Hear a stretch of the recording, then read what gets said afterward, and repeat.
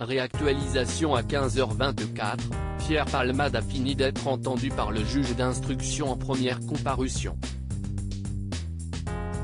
L'humoriste est actuellement devant le juge des libertés et de la détention accompagné de son avocate pour savoir s'il sera effectivement placé en détention provisoire. Le huis clos a été prononcé. Le procureur qui a demandé la détention provisoire est également présent pour plaider pour cette détention. Rappelons que Pierre Palmade est en état de récidive légale suite à sa condamnation de 2019. Si est un nouveau chapitre de cette dramatique histoire qui s'ouvre désormais pour l'humoriste Pierre Palmade, après environ 48 heures de garde à vue, l'humoriste a été transféré ce 17 février au tribunal de Melun, non loin de l'hôpital où il avait passé ses dernières heures d'interrogatoire.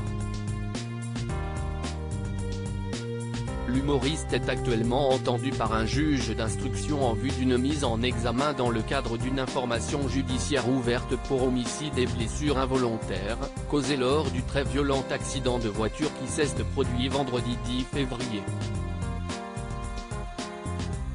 3 personnes de la même famille avaient été très gravement blessées. L'humoriste, quant à lui, avait été testé positif à la cocaïne et à différentes drogues. Le placement en détention provisoire a été requis par le parquet.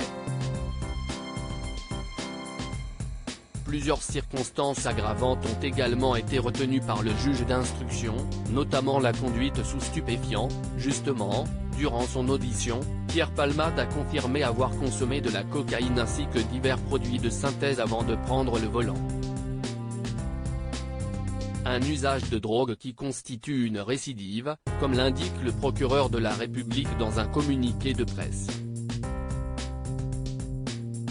En 2019, l'ancien compère de Michel Larocque et Muriel Robin avait en effet déjà été condamné à 1 500 € d'amende pour les mêmes faits. Les victimes toujours dans un état préoccupant. Les 2 hommes qui se trouvaient également dans la voiture de Pierre Palmade ont également été déférés devant les magistrats, pour des faits de non-assistance à personne en danger. Pour rappel, tous les 2 s'étaient enfuis des lieux avant l'arrivée des secours, un scénario confirmé devant les policiers qui avaient arrêté le premier d'entre eux ce mercredi chez une amie à Clichy. Le second s'était rendu de lui-même, poussé par son avocat. S'il a donc confirmé l'usage de drogue, Pierre Palmade n'a pas été très loquace devant les inspecteurs. Dévasté de ce drame, il aurait simplement expliqué avoir eu un trou noir au moment de l'accident et ne souvenir de rien. La famille violemment percutée par le véhicule de l'humoriste est toujours hospitalisée dans un état grave. Le conducteur et son fils, âgés de 6 ans, sont toujours en réanimation et souffrent de nombreuses blessures, même si le petit garçon se serait réveillé ces dernières heures. La femme qui les accompagnait, quant à elle, a perdu la petite fille dont elle était enceinte. L'autopsie n'a cependant pas pu établir pour le moment si le bébé est né vivant après la césarienne d'urgence qui lui a été pratiquée à l'hôpital ou non.